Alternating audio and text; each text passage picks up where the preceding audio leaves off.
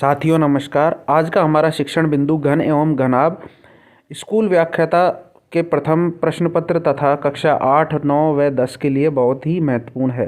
तो देखिए, घन और घनाभ दो अलग अलग तरह की ज्यामितीय बंद आकृतियाँ होती हैं। घन जब 6 वर्गों से मिलकर बना होता है, जबकि घनाभ 6 आयतों से मिलकर बना होता है, जहाँ ये आयत फलक का काम करते हैं। इस प्रकार घन में 6 फलक, 6 किनारे और 6 कोने होते हैं। इसी प्रकार घनाभ में भी 6 फलक, 6 किनारे और 6 कोने होते हैं। दोनों में अंतर सिर्फ इतना सा है कि घन के सभी 6 फलक वर्गाकार आकृति के होते हैं, जबकि घनाभ के सभी 6 फलक आयताकार आकृति के होते हैं। तो हो गई प्रारंभिक बात। अब सवाल उठता है कि परीक्षा में किस तरह के प्रश्न आते हैं। देखिए, घन और घनाभ से संबंधित परीक्षा में पृष्ठीय क्षेत्रफल, आयतन और चारों दीवारों का क्षेत्रफल से संबंधित सवाल आते हैं। तो देखिए, यदि हम बात करें घन और घनाभ की, पहले हम घन के पृष्ठीय क्षेत्रफल की बात करें तो घन में 6 फलक होते हैं वर्गाकार आकृति के, और वर्ग का क्षेत्रफल होता है भुजा स्क्वायर। तो इस प्रकार घन का पृष्ठीय क्षेत्रफल हो जाएगा 6 गुणा भुजा स्क्वायर। और यदि हम बात करें घनाभ के पृष्ठीय क्षेत्रफल की, तो उसमें 6 आयताकार आकृतियाँ होती हैं, जिनमें से 2 लंबाई चौड़ाई, 2 चौड़ाई ऊंचाई और 2 लंबाई ऊंचाई से संबंधित होती है। तो इसका पृष्ठीय क्षेत्रफल हो जाएगा 2 गुणा लंबाई गुणा चौड़ाई प्लस चौड़ाई गुणा ऊंचाई प्लस लंबाई गुणा ऊंचाई। और यदि हम बात करें घनाभ के आयतन की, तो घनाभ का आयतन होता है लंबाई गुणा चौड़ाई गुणा ऊंचाई। और यही बात हम घन के संदर्भ में करें तो लंबाई चौड़ाई ऊंचाई तीनों को ही यदि हम भुजा मान लें, तो घन का आयतन हो जाएगा भुजा गुणा भुजा गुणा भुजा, अर्थात कि भुजा क्यूब। और अब बात करते हैं घन और घनाभ के विकर्ण की। तो घनाभ का विकर्ण होता है, देखिए, अंडर रूट लंबाई का स्क्वायर प्लस चौड़ाई का स्क्वायर प्लस ऊंचाई का स्क्वायर। और इसी प्रकार घन का विकर्ण होता है, यदि हम लंबाई चौड़ाई ऊंचाई के स्थान पर भुजा रखेंगे तो इस घन का विकर्ण होता है √3 गुणा भुजा। भुजा के ऊपर रूट नहीं लगेगा। तो साथियों, इन्हें एक बार सामयिक रूप में दोहराते हैं कि घन का संपूर्ण पृष्ठीय क्षेत्रफल होता है 6 गुणा भुजा स्क्वायर। घन का आयतन होता है भुजा क्यूब। तो यदि हम इसका विपरीत देखें तो घन की भुजा आयतन से निकालें तो आयतन का यदि हम रूट क्यूब निकाल दें तो घन की भुजा निकल जाएगी। और घन का विकर्ण होता है भुजा गुणा √3। घनाभ का संपूर्ण पृष्ठीय क्षेत्रफल होता है 2 गुणा लंबाई गुणा चौड़ाई प्लस चौड़ाई गुणा ऊंचाई प्लस ऊंचाई गुणा लंबाई। और घनाभ का आयतन होता है लंबाई गुणा चौड़ाई गुणा ऊंचाई, तथा घनाभ का विकर्ण होता है अंडर रूट लंबाई का स्क्वायर प्लस चौड़ाई का स्क्वायर प्लस ऊंचाई का स्क्वायर। ये हमें याद रखना ही पड़ेगा, और इन्हीं के आधार पर हम अभ्यास प्रश्नों को हल करने का प्रयास करेंगे। परीक्षा में भी उन्हीं से संबंधित प्रश्न आने के चांस रहते हैं। यदि हम प्रश्न की बात करें तो एक घनाभ की लंबाई, चौड़ाई और ऊंचाई क्रमशः 4 सेंटीमीटर, 3 सेंटीमीटर और 12 सेंटीमीटर है, तो हमें ज्ञात करना है उसका पृष्ठीय क्षेत्रफल, उसका आयतन और उसका विकर्ण। तीनों चीज़ें हमें ज्ञात करनी है। तो देखिए, सबसे पहले यदि हम बात करें घनाभ के पृष्ठीय क्षेत्रफल की, तो उसका सूत्र होता है 2 गुणा लंबाई गुणा चौड़ाई प्लस चौड़ाई गुणा ऊंचाई प्लस ऊंचाई गुणा लंबाई। तो यदि हम लंबाई चौड़ाई ऊंचाई प्रश्न के अनुसार देखें तो 2 गुणा 4 गुणा 3 प्लस 3 गुणा 12 प्लस 12 गुणा 4 हो जाएगा। इसे हम हल करेंगे आगे तो 2 गुणा 12 प्लस 12 × 36 प्लस 12 × 4 48 सेंटीमीटर स्क्वायर।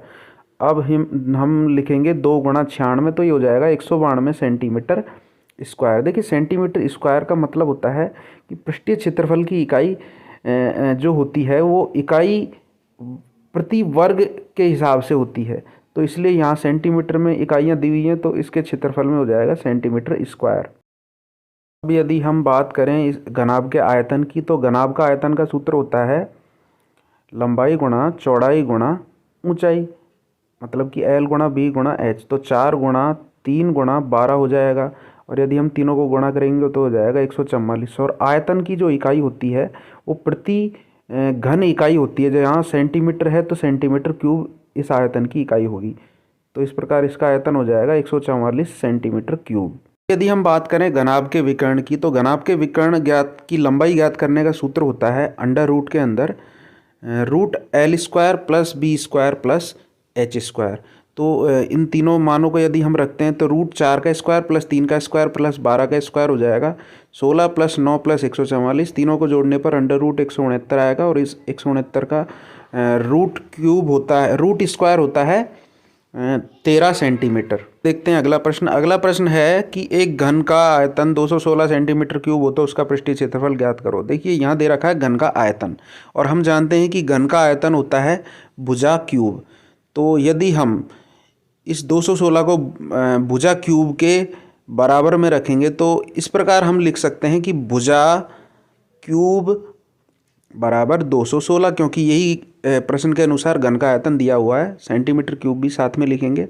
यदि भुजा क्यूब 216 सेंटीमीटर क्यूब है तो 216 को यदि हम गुणनखंड करें, और गुणनखंड इस प्रकार करें कि 6 गुणा 6 गुणा 6, आप अभाज्य गुणनखंड विधि को भी काम में ले सकते हैं। तो इस प्रकार भुजा आ जाएगी 6, मतलब कि हमने 216 का घनमूल निकाला है, तो जो कि होता है 6 सेंटीमीटर।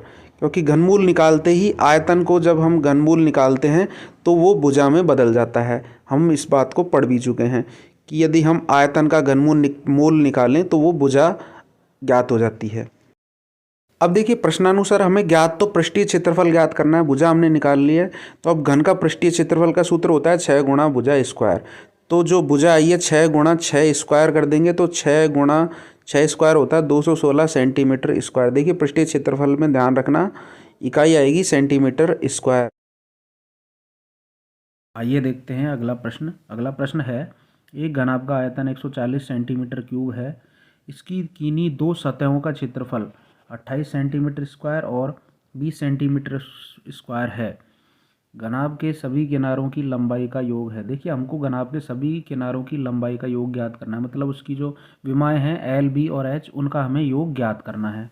और घनाभ में इस तरह की 4 लंबाइयों वाली कोर, 4 चौड़ाई वाली कोर और 4 ही ऊंचाई वाली कोर, कुल मिलाकर 12 होती हैं।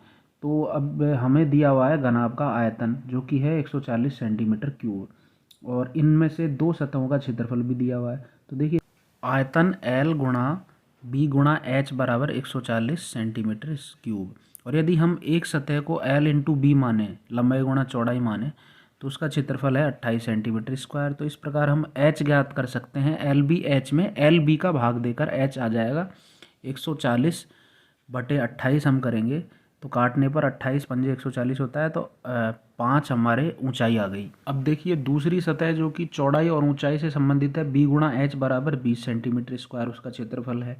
उससे हम एल निकाल लेंगे, एल बी एच में बी एच का भाग देकर, तो 140/20 हमने किया तो 7 सेंटीमीटर हमारी एल आ गई। और इस प्रकार हम जो तीसरी विमा है चौड़ाई जिसे हम बी कहते हैं, तो वो आयतन में यदि हम एल और एच का भाग देंगे तो बी आ जाएगा 140/एल है 7 गुणा एच हो गई 5, तो 140 में 35 का भाग दिया तो आ गया 4 सेंटीमीटर। अब देखिए प्रश्नानुसार हमें सभी किनारों की लंबाई ज्ञात करनी है। तो किनारों में 4 तो लंबाई वाले किनारे होंगे, लंबाई से संबंधित 4 होंगे चौड़ाई से संबंधित किनारे, और 4 ही होंगे ऊंचाई से संबंधित किनारे। तो 4 गुणा हम कर देते हैं L plus B plus H, 4 लंबाई के, 4 चौड़ाई के और 4 ऊंचाई के। तो हम एल बी और एच ज्ञात कर चुके हैं। तो 4 गुणा 5 प्लस 7 प्लस 4 सेंटीमीटर, तो 4 गुणा हो जाएगा 7 5 12 4 16, तो 4 को हम गुणा करेंगे 16 से तो आ जाएगा 64 सेंटीमीटर। डी ऑप्शन इसका सही उत्तर होगा। ये हमारा टॉपिक यहाँ पूर्ण होता है। जल्द ही श्रृंखला के अगले वीडियो में मिलते हैं। धन्यवाद साथियों।